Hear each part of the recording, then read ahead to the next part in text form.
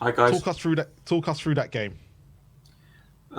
There's just, I mean, if I couldn't write a list of what was wrong with that game. I mean, it was just crazy. I think the situation started for me, center of the park. I think just Bissouma and Sarr were, to be honest, you could just tell they were just the quality, the difference in quality that was just so apparent. And we were just getting pulled back and back and back, and just the second half really we just came out and it was like we were asleep. I would say Is the that whole Everton? team. Would you then? So obviously you picked up Basuma and Sai in that first love. Was you expecting them both to be subbed at half time, or at least one of them? um,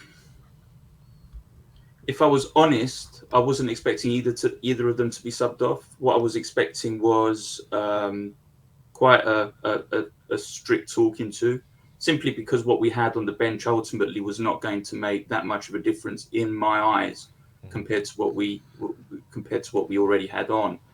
Um, and really, I didn't expect us initially just to switch off like that in the second half, and it then sort of, it was almost like a contamination throughout the whole field. That center of the park just seemed to spread out to the rest. I mean, Kulu was just not really in the game. I thought potentially we could have brought on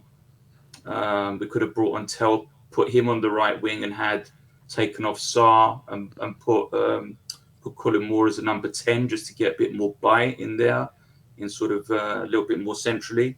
I thought we were so weak in every single tackle that we put in. It was just loose, and it was just so drab. I think you hit the nail on the head when you said that this is a semi-final. It was as if they didn't just realise what was at stake. There was no fight at all in that second half, which is what I found most disappointing. So, Um, yeah. are you saying it was more the players than Ange himself? Would you put the blame on the players then? Um, I mean, strictly yes, simply, but when I say blame, I mean there is just so much wrong that just saying blame one area. There's so many moving dynamics to this whole issue that we have. Whereas you start looking at injuries and who's to blame for the injuries, then the players, who's to blame there. We're up against one of the best sides in Europe, if not the world. Okay, and we've got to say to ourselves, we had a significant amount of our best players out, starting from Van der Ven to Solanke. I would still have expected that team to go out there though and perform better than that. I wasn't expecting a win. If I'm being honest, I was expecting to go out tonight, but not to go out like that. And really, the players just, it was just a case of they just fell apart in my eyes. Um, like you said, Kinski was dubious today, to say the least. I mean, we were lucky in my eyes to go into the first half, into at the end of that first half, to only be one goal down. So I was expecting them to come out with a little bit more fire in the second half, but it was poor. I just think that we lack quality. Is my honest answer, and that quality is, we're going to struggle to to replace the likes of what we've lost.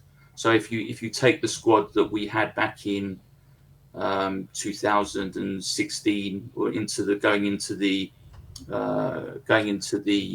Champions League final, and compare the quality now. I mean, simply, we've not replaced any of that quality. Whether you start in the centre of the park with Ericsson and Moussa Dembele, I mean, it's light years. It's just light years. It's just not been replaced.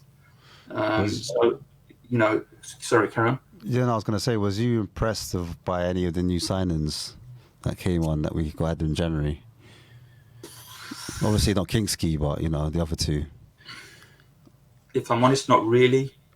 But it's a baptism of fire. I mean, you're asking, the first game that you're going to be up against is a semi-final against Liverpool at Anfield. So I'm not in judgment. I'm not going to judge them as yet. But if you're asking, was I impressed? No, not really.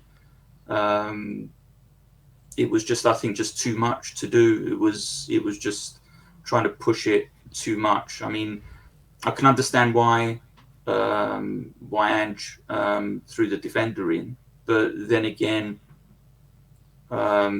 it's do you then begin to change that? The worst thing you can do is really keep changing your defensive line.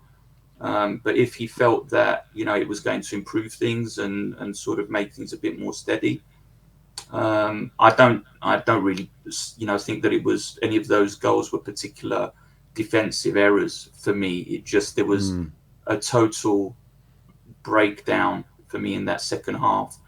I don't know if you could blame Danso potentially for the first goal. Really should have got a little bit more of his body on it.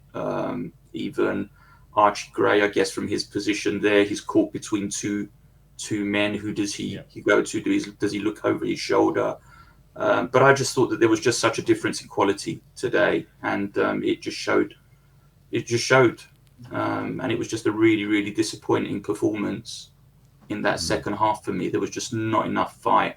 And even in the first half, really, if you're going to go in for a tackle, go in for a tackle. Don't mess around and just put your foot there for the sake of putting it in. How many times were we left on our backsides? I mean, Sonny, Sarr, it was just like it was men against boys, really. If I'm being honest. So, looking at Villa on Sunday, do you think we'll get a result, or is this the end of our cup run? Again, it's look. They're going to have the wind in their sails. They've just signed Rashford. They've been on a good run. They're in a decent position on the table. I mean, potentially, it's an avenue for silverware for them, and they're at home. So, with that team going to Villa with that result, I think you've got to put them as steady favourites. Can we turn it around? I think we can, but it's going to take a bit of a capitulation on the part of Villa for that to happen, which is what disturbs me a little bit with this team, because I think we are waiting for those mistakes, I think, from other teams, as opposed to creating our chances instead of we don't seem to be crafting things ourselves, or if we do, it's rare. It's like I said, it's a bit disturbing for me. For a long time, we've not had any real creativity in the middle of that park. We brought in Maddison, who again for me has been really inconsistent. He had a great start. He got injured. He came back, and I don't think he's ever really rediscovered that initial form that he had. And without that creativity in the middle of the park, and without anybody to be able to put their foot and hold that ball up as well, we're really fragile in that midfield. And until we find that formula, that combination of players, I think we're going to struggle. Really, I think Harry Kane's performances after Eriksen and Dembele left, I think, make his performances as a player so much more extraordinary at Tottenham. And I think basically that was just papering over the cracks. But what we're seeing now is the lack of having that inspirational talent in the squad is unfortunately what is really showing up the problems now. And I don't know how serious Richie's injury was. And it sort of, it's again sort of, he's ended up being more of a liability than anything. I really feel for him, but it's a case of we can't keep having this. We can't keep having 3 games in and then half a season out. It's just crazy. George, thank you. Thank you for calling in. And hopefully we get a better result on Sunday. Fingers crossed. Fingers crossed, guys. Take care, George.